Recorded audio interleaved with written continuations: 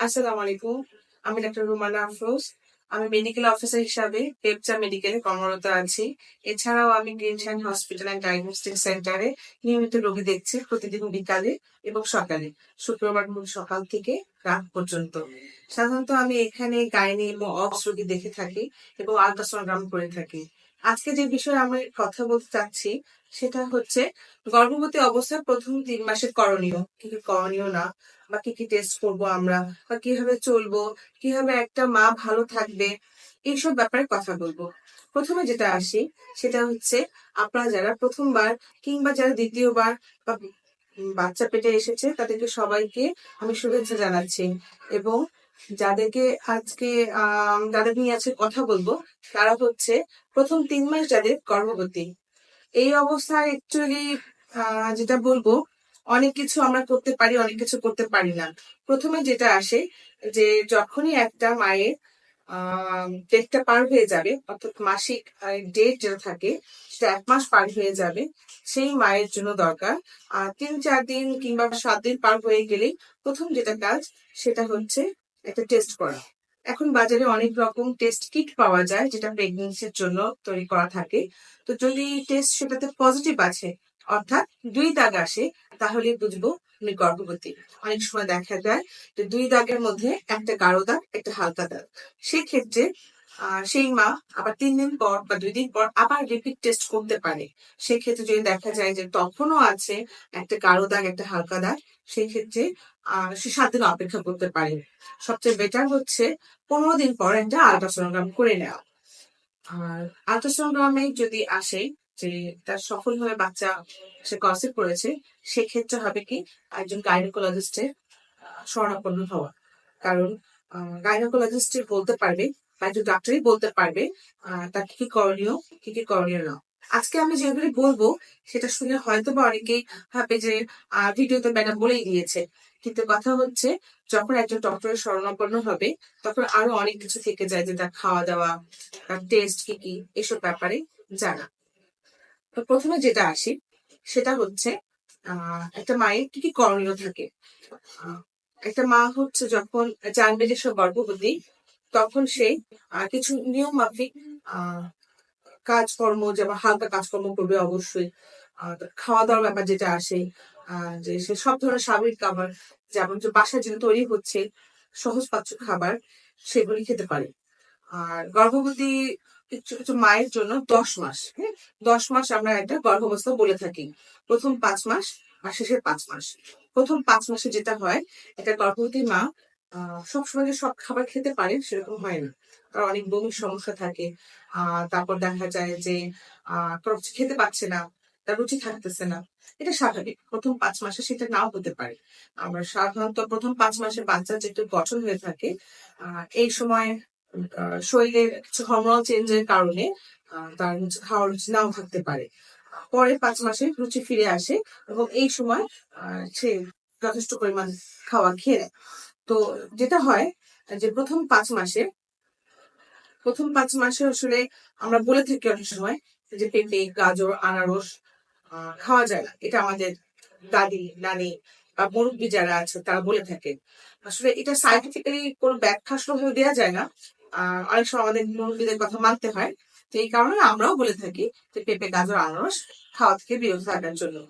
তাছাড়া যেটা হয় যে কলিজি, গরু, খাসি, মুরগি, এসব কলিজিটাকে যতটা পারি আমরা অ্যাভয়েড করতে পারি। এই একটা ব্যাপার যে আমরা এটা খাবো না। আর তাছাড়া যেটা রোগী পছন্দ করে কিংবা স্বাভাবিক খাবার যেটা আছে বাসায় হচ্ছে সেটাই খেতে পারে। এটা গেল খাওয়া দাওয়ার নিয়ে।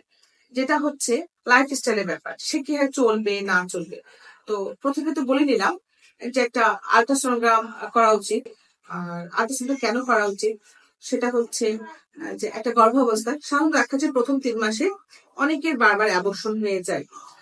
তো এই অ্যাবর্শনটা যে হচ্ছে আহ সেটা অনেকগুলো কারণ থেকে। আবার দেখা যায় যে বাচ্চা জরায়ুতে না থেকে জরায়ুর বাইরে যাচ্ছে, সেটা জানার জন্য এটা একমাত্র ভালো উপায় হচ্ছে প্রথম 3 মাসে একটা আল্ট্রাসোনোগ্রাম করে নেওয়া। তো এই জন্য আমরা রিয়েশনে আমি আছি যেমন, আহ আপনারা চলে আসতে পারেন রিয়েশন হসপিটালে। আমরা স্বাভাবিক দেখা যায় যে আল্ট্রাসাউন্ড আমাদের এখানে যখন যদি দেখা যায় যে না সাধারণ পেটে আল্ট্রাসাউন্ড করে দেখতে পাচ্ছি না আমরা, তখন আমরা জরায়ুর রাস্তা দিয়ে আলট্রা করে দেখি যে আসলে সেটা কোথায় আছে না আছে। So, প্রথম 3 মাসে আল্ট্রাসাউন্ড একটা জরুরি পদার্থ, এটা একটা। আর যেটা হচ্ছে যে অন্যান্য যে পরীক্ষা নিরীক্ষাগুলি আছে, যেমন তার শরীরে কতটুকু রক্ত আছে বা রক্তের গ্রুপ কি, বা কারোর শরীরে সুগার মানে ডায়াবেটিস আছে কিনা বা জন্ডিস আছে কিনা, যেগুলি হচ্ছে একটা গর্ভবতী মায়ের জন্য একটা প্যারামিটার। কারণ শুধু গর্ভাবস্থার মা না, তার বাচ্চার সাথে সম্পর্কযুক্ত। যদি মায়ের এগুলি থাকে, জন্ডিস, ডায়াবেটিস কিংবা রক্তে কোনো ইনফেকশন, সেটা জন্মগতভাবেই মায়ের দিকে যায়। তো প্রথম 3 মাসে যদি আমরা এই পরীক্ষা নিরীক্ষাগুলো করে থাকি, তাহলে গর্ভাবস্থাটা বা গর্ভবতী মা সঠিকভাবে আগাতে পারছে কিনা সেটা জানা যায়। এটা একটা। আর কি কি করবে মা, যেমন স্বাভাবিক সব ধরনের খাবার খাবে, পর্যাপ্ত বিশ্রাম নেবে, স্বাভাবিক যে কাজগুলি আছে সেগুলি করবে। আগে যেমন দেখা যেত মায়েরা অনেক ভারী কাজ করতো, ধান ভাঙা, কাপড় ধোয়া, এখনকার মায়েরা অতটা করতে হয় না। তো স্বাভাবিক যেগুলি কাজ আছে, স্বাভাবিক হাঁটা চলা, বাসার কাজকর্ম এগুলি করবেন। আর যেটা হচ্ছে যে যেগুলি ভারী কাজ, যেমন সিঁড়ি দিয়ে ওঠা নামা, এটা অ্যাভয়েড করাই ভালো, বা জার্নি করা, এটা অ্যাভয়েড করাই ভালো। এটা আমরা বলে থাকি এখন। হ্যাঁ, যেটা স্বাভাবিক ইয়ে করা। আর হচ্ছে জার্নিটা অ্যাভয়েড করতে বলি আমরা, এটা একটা ব্যাপার। আর যেটা হচ্ছে যে কি কি মেডিসিন নিবো আমরা।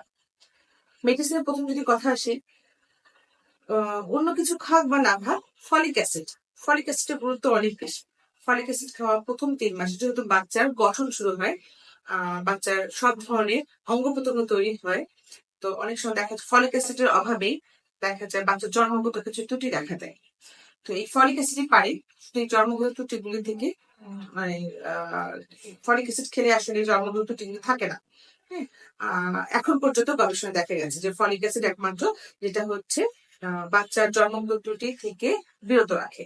সো কিছু খাক বা না খাক, একটা গর্ভবতী মা যদি ফলিক অ্যাসিড খায়, এই যেটা বিভিন্ন মার্কেটে বিভিন্ন ওষুধ কোম্পানি বিভিন্ন নামের আছে, ফলিসন, ফলিক জেড, তারপর ফলিটা, ফলি, এরকম অনেক নামেই পাওয়া যায়। তো এটা জানা যাবে একচুয়ালি একজন ডক্টরের কাছে শরণাপন্ন হলেই, কারণ ডক্টরই প্রেসক্রাইব করবে। এছাড়াও দেখা যায় মায়েদের বমি হয়, অনেক বেশি বমি হয়। তো বমির জন্য ডাক্তার ওষুধ দিবে, যেটা হচ্ছে সেটার ওষুধটা হচ্ছে কোনটা গর্ভবতী মায়ের জন্য সেফ মানে নিরাপদ, সব ধরনের ওষুধ তো আর খাওয়া যাবে না। তো এই সময় একজন ডক্টর শরণাপন্ন হলে ভালো, যে উনি বলে দিবে।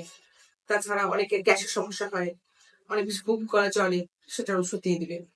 তো এই কারণে প্রথম যখন সে বুঝতে পারবে যে গর্ভাবস্থা, বুঝতে পারবে যে সে প্রেগনেন্ট হয়েছে, সবচেয়ে ভালো হচ্ছে একজন ডাক্তার শরণাপন্ন হওয়া।